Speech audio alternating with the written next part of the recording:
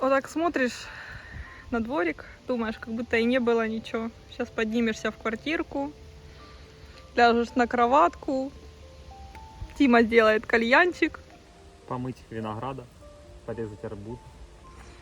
Но, к сожалению, этого уже не будет здесь. А вечером придет друг с соседнего двора. Мы возьмем с ним по бутылочке разливного пива. Настя будет ругаться, обижаться. А мы выпьем по пивку, поговорим по душам. В общем, мы приехали посмотреть и показать вам подвал, в котором мы жили. Вот. Я думаю, что этот дом будут сносить. В списках его, по-моему, еще нет, да? Нету. Ну, несущая конструкция. Вот, Ну, в общем-то, он сгоревший весь. Полностью сгоревший, поэтому, возможно, его будут сносить. Вот. И пока его не снесли, хотелось бы показать вам подвал, в котором мы жили. Ну и плюс самой посмотреть. И уже окончательно отпустить все это и прожить. Тим, расскажи, пожалуйста, ты недавно шел по городу, увидел нашего соседа по подвалу. Его зовут Игорь. Он нам носил сигареты, шоколадки, в общем, масло даже. Масло. Да, в общем, кормил весь подвал. Плюс благодаря ему у нас был генератор. Мы его включали раз в 3 дня. Телефоны заряжать. Ну что, зачем телефоны клацать, а просто, чтобы нервы снимать. А так лампочки еще были. Вот, расскажи, пожалуйста, что он тебе рассказал после нашего выезда 19 марта? Как все это происходило, когда сгорел дом и На как люди следующий убегали? день с этой стороны. 20 марта. Да. С этой стороны прилетели пару снарядов. Вот через дом перекинули. Вот оно отсюда прилетело и вот сюда прилетело. Он сказал, зажигательные снаряды залетели именно с этой стороны. Угу. И вот оно, очаги пожара пошли. И люди с подвалов выбегали. Заземление было. Пытались спасти пенсионеров с верхних этажей, из-за дыма не смогли подняться туда выше, начали задыхаться. Ну и, естественно, все живые люди. Никто не захочет свою жизнь отдавать взамен чужой. И вот наши пенсионеры, 4-5 этаж, остались там, наверху. Тут было у нас Это наш бабульки, подъезд. наверное, 4. И мы с ними никогда друзьями не были. Они шумели там всегда. Ну, мне их очень жалко. Я бы не хотел, чтобы с ними так случилось. Хотя благодаря этой бабульке, которая над нами жила, она стучала от скуки палочкой нам в потолок с металлическим наконечником. И благодаря ней мы просыпались вместе с ней, наверное, в 6:30 утра. Просыпались, а в 12 ночи ложились, потому что все это время она тарахтела палочкой, что ей было одиноко. А сейчас ее нету. В общем-то, наш сосед по подвалу, Игорь, рассказал, что же случилось с нашими соседями, с остальными, потому что мы все-таки сдружились немножко, да, и общались в подвалах. Да, людей по всему миру Кто раскидало. куда, да. Да. Посмотри, как у нас дикий виноград упал, который у нас был на арочке вот здесь. Мгм. Он упал и порос по земле. Такое вообще не видел. Да, очень интересно. Природа как пытается выжить сама, да, без человека. Полгода всего вроде нету никого, а уже вот тут уже тропинки диким виноградом заросли. Наш подъезд был 5-й, а вот это 6-й подъезд. Там, это, где мы прятались. да, подъезд с подвалом. И получается, первое время еда у нас была в квартире, и нам приходилось бегать вот так вот. Вы знаете, вот этот вот промежуток пробежать, это было безумно страшно. Вот это вот, буквально тут сколько? Ну, метров, наверное, 10-15, да, их было, ну, безумно страшно бежать. А спускаться с 3-го этажа, просто при каждом шорохе сразу ложились на пол. Кушать мы готовили здесь. Даже Вот еще здесь под обстрелами Тима еще даже подметал я тут здесь осколки. подметал для того, чтобы люди, когда бежали, не подскальзывались, не падали. Трава пиляли здесь, сидели на лавочке, курили. А вот здесь я стоял, когда в 12-этажку прилетела ракета, я стоял вот здесь. А вот сюда пришел осколок. Покажи. А ты мне не говорил. Обалдеть. А папа твой вот там стоял, курил. Вот здесь. Он за одну тягу всю сигарету выкурил. Он Офигеть. стоял, курил здесь, я стоял здесь. Когда прилетел снаряд, вот сюда осколок прилетел. В четверку. Я запомнил, что в четверку. Вот на той стороне, ты помнишь, они, ну, как бы выпивали хорошо и вообще не боялись никогда ничего. Угу. Они же вообще не перепуганные были. И вот у тех, кто были... Вот В общем, внутри с этого подъезда, дома людей убило. А наши, а конечно, наши- заскакивали наши- сразу в подвал. Наши... Мы когда прятались здесь. Плюс, смотри, вот эта дверь. Вот эта дверь, это как раз наше с Тимой место. Мы вот там вот лежали в подвале. Я сейчас зайду, вам покажу. И вот туда вот был прилет. Там дырка. Хорошо подперли.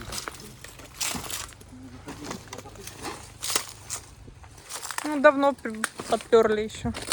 Да, его забили. Забили прям, да? Вот это место, мы здесь спали, прям здесь. Вот четко, вот сюда прям прилетело, убило бы нас. Почему-то, я не знаю, судьба распорядилась именно таким образом. Неизвестно. Если бы мы не уехали...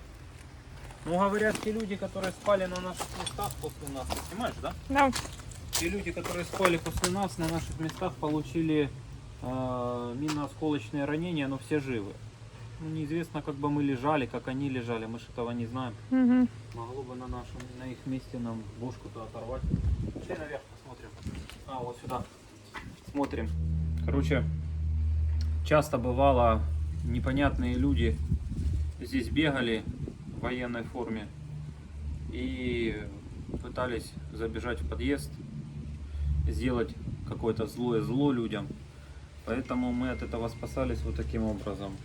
Мы сделали болтики вот сюда, и мужики затягивали на ключ для того, чтобы никто не ворвался. И один раз нас это спасло. Да, пытались заскочить. Ворвались к нам в подъезд, пытались забежать, чтобы не знаю, что они, пересидеть, не пересидеть пытались. Сделали бы они что-то плохое или не сделали, мы не знаем. Ну, во всяком случае, мы их не пустили, и благодаря этому, возможно, остались живы. Сейчас мы заходим в подвал.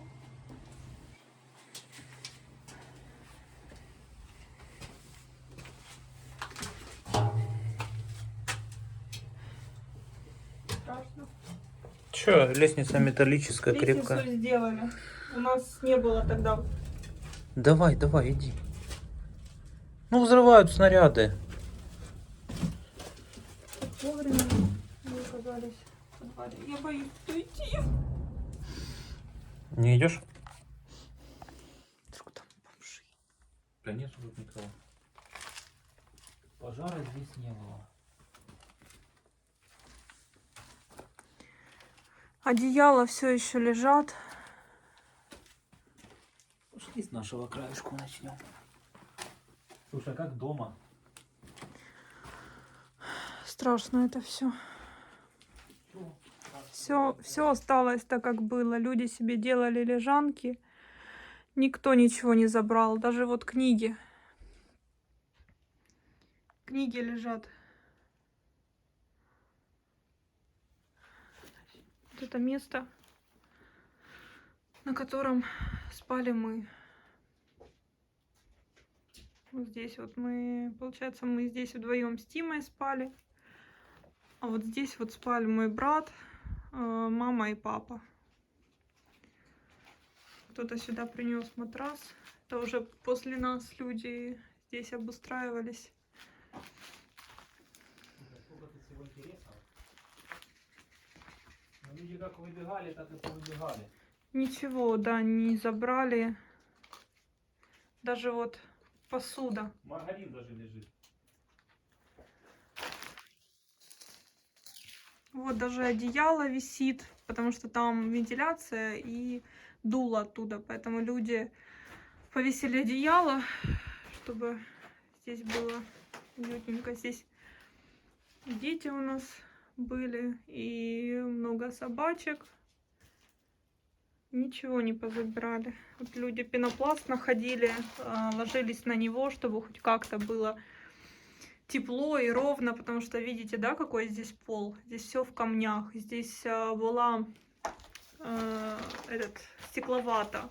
Вот мы с Тимой здесь просто вот тупо в стекловате лежали.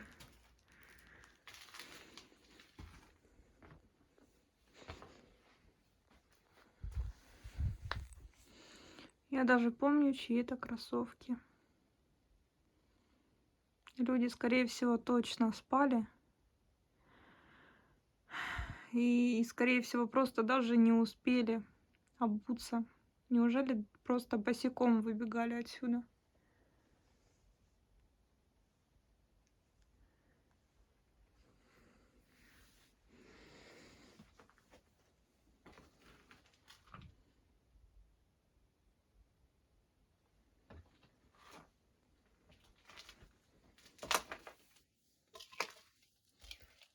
Маргарин. Полотенечки. Соль. Терка.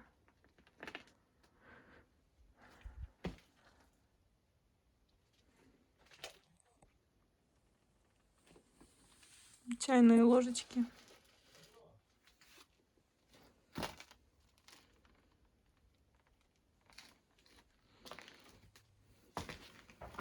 Книга Азалмаш. Стратегия успеха. Нету уже завода того, нету. Так. Одежда лежит, куртки. Да, как шли, так и побросали люди. Бумага туалетная. Вот тут соседи лежали с первого этажа справа квартира. Угу. А это книга там, что ли, большая? Так. Бусы какие-то. Детская книга, сказки. А это типа как сувенирная какая-то штука. Крем. Для собачек. Зубная паста для собак. Ух ты! Тут у нас не было для нас зубной пасты, а для собак зато есть. Все, что у нас было, это, знаете, вот этот полоскать рот. Мятная такая жидкость. Вот приходилось ей зубы чистить. Щетки у нас были, но зубной пасты не было. Вот он карабин, которым мы дверь затягивали. Угу. Да, курток много люди побросали. А в чем же ж они шли? Не знаю, с перепугу В чем выбегали, же наверное, ходили? в чем могли. Наверное, они легли спать, куртки поснимали, и когда все это началось, не успели надеть даже куртки. Таблетки какие-то даже. Кальциум, магнезиум, цинк, витамин D3. Тут действительно понимаешь цену вещам, правда?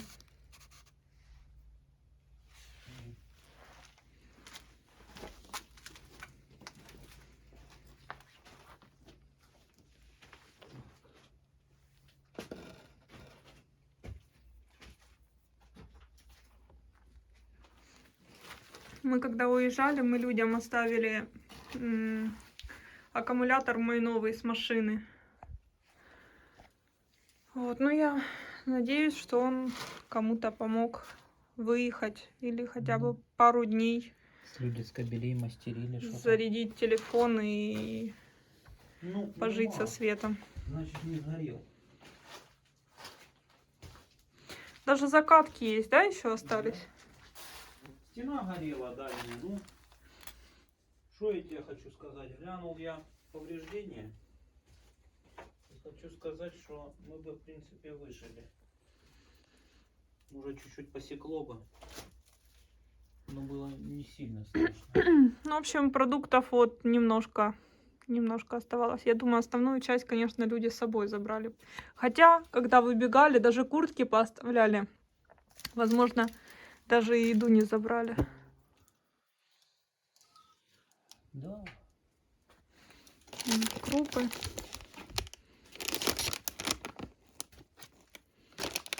Светоотражающая жилетка, это шапочки, курточки. Так, вот здесь вот у нас тоже спали люди. Вот здесь вот стена обгорела. А вот дальше, видите, загородили одеялом. Дальше у нас был туалет. В туалет ходить нужно было куда-то, на улицу ходить это было просто небезопасно. То есть вышел в туалет и умер. Поэтому решили не рисковать. Туалет сделали вон там. Там целый коридор. В туалет ходили туда вот в самые дальние углы. Вот, но потом, впоследствии, конечно, людей к нам прибавлялось и прибавлялось в подвал, и там места уже не было, поэтому люди селились уже здесь. Вот здесь вот спали. Здесь было очень холодно зимой. Конечно же, запахи оттуда все равно были слышны. Воняло, конечно же, иногда сильно, но что, приходилось терпеть, потому что жить хотелось всем. И я думаю, что по всему состоянию того, что вот здесь вот находится, да, было понятно, что людям было абсолютно плевать на вещи. Абсолютно. Люди просто хотели жить. И я очень надеюсь, что мне больше никогда не придется жить в таких условиях и под звуки взрывов. И ждать каждую секунду своей смерти. Выходим отсюда. Вот этих ступенек у нас тогда не было.